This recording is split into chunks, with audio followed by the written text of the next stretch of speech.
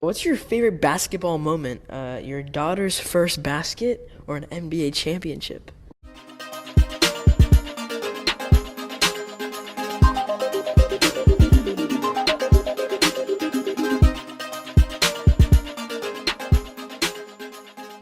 Hey guys, it's Faith Duo. We're back with another video today, and unless you've been living under a rock, you know what happened this past Sunday with Kobe Bryant and his daughter, and I think it was 7 other people as well that passed away in a helicopter accident.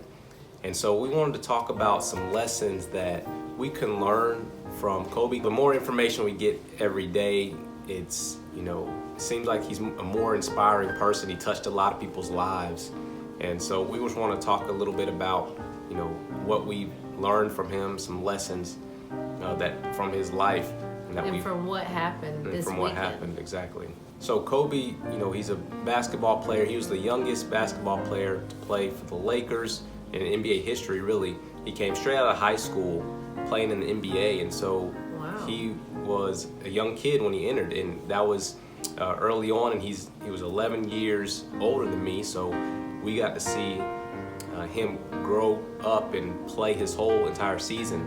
Like Michael Jordan, I was too small really to see the greatness of him, but you can see Kobe, he was in my lifetime. He was like the first big basketball player that I could follow and see his growth and maturity and like superstardom. And so it was really neat to see that, even though I wasn't a Lakers fan, but an Atlanta fan all the way. But you could see him in the championships and all, and that Mamba mentality that we'll talk about a little bit later. But he was just a great athlete from what I saw. Right. Well, you don't have to be a fan of somebody's team to be a fan of their talent. I mean, Right. There's just, in any field it can be like that, that if somebody's talented. And I did read a quote, or not a quote, I read something online that somebody said, why do we grieve, people that we never met or we don't know? And they had a couple different bullet points. One point was we enjoyed their talent, we enjoyed their work. Their work was able to, give us some comfort in, times of need in our life. And so I think that's what, basketball, we see it, and it may bring joy to people, especially in down times. And so I think that's why, one of the reasons why a lot of people are hit hard by this, because, it happened so suddenly. He was pretty young, and, people enjoyed his work. Yeah, and he was a family man, obviously. So Definitely, that's a big point. What's your favorite basketball moment? Your daughter's first basket or an NBA championship? This is my daughter's first basket. Really? Oh, by far. By Really? far, yeah. Because, to see her actually, like, shoot the ball and make it. And when she plays, you'll see, like, the same mannerisms and stuff. Like, the first time she played and she was just out there in the game, and she was just standing there, and she had never seen me play. You know what I mean? Like, she's not watching. She's still too young, and she just takes a jersey and puts it in her mouth.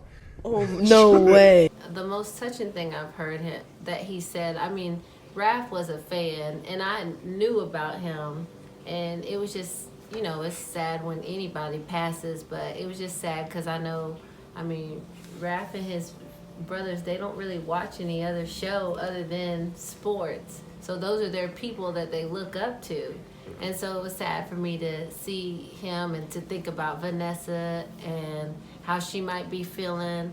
But the most touching thing that Kobe Bryant said in one of his interviews is that he didn't know he'd be able to touch so many people through the platform of just playing basketball. And I was like, wow.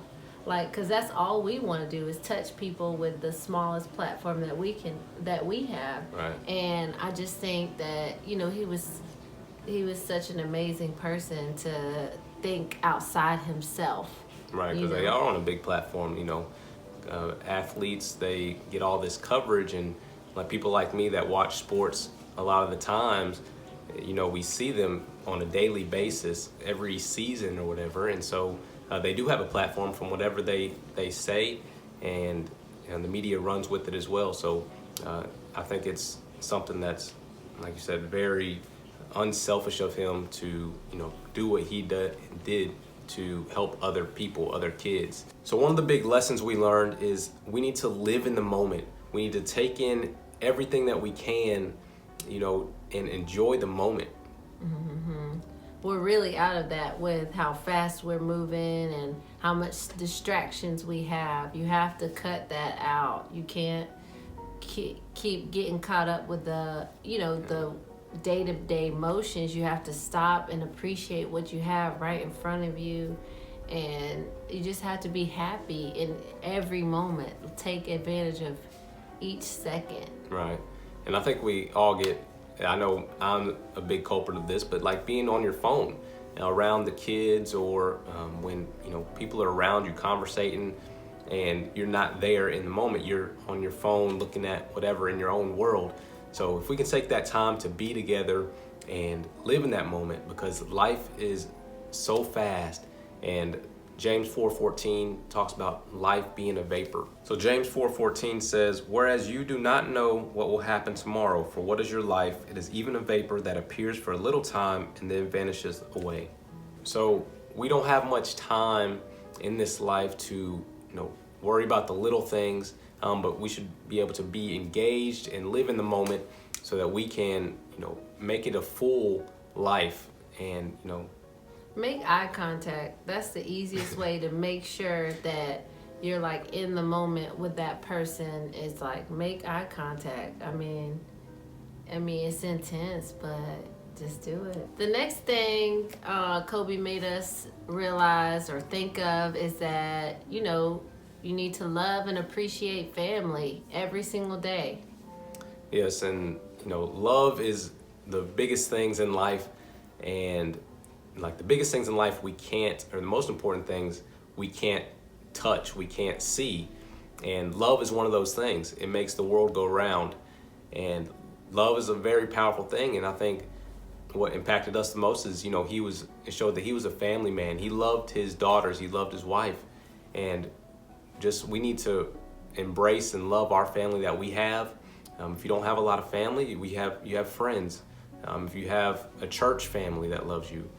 So definitely love more, so that you can, show your love to others as well. Because, the ultimate love was from Christ to give himself for us, so that we might live.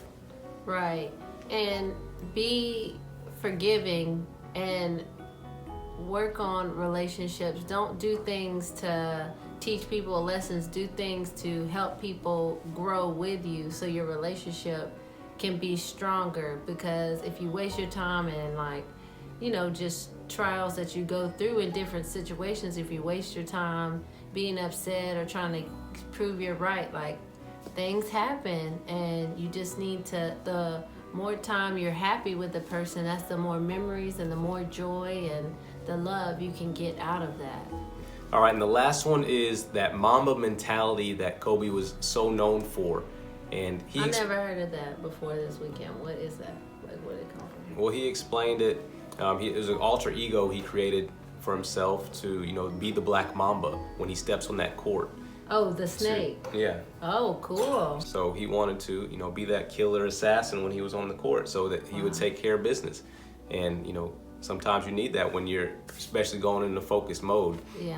But what he said that Mamba mentality is basically the idea of constant improvement of yourself, to always want to be better than you were yesterday.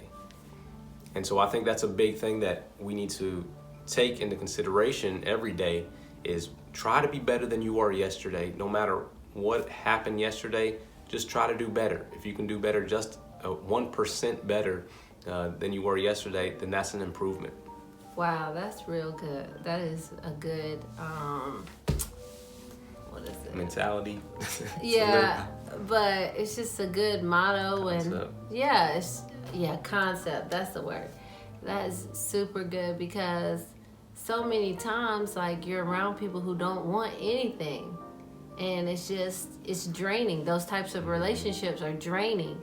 If you have to want something, you have to be better and grow. I mean, in all your relationships, they'll be so much better if you're trying to be better every day. That's the good thing about being, if somebody who has a relationship with God, if they're striving to be good for God all the time, you are usually giving your best to those that you love. So I get that. That's really good. Yeah, it is. It's a great concept, great mentality to have. And so I think that's going to live on for him through his legacy. And I think that, when we realize our souls are very serious, a serious matter, because our souls are eternal. And like we said, our life is going to be like a vapor. So we need to make sure that we take the seriousness of our souls, other people's souls, and so that we can, get to work and do God's will, and have that Mamba mentality, to reach out to somebody, to talk to them, because you don't know what they're going through, but also you want to help their souls as well as yours. So I hope that you learned from Kobe as well as we did, just some lessons from the situation that all went on and his life.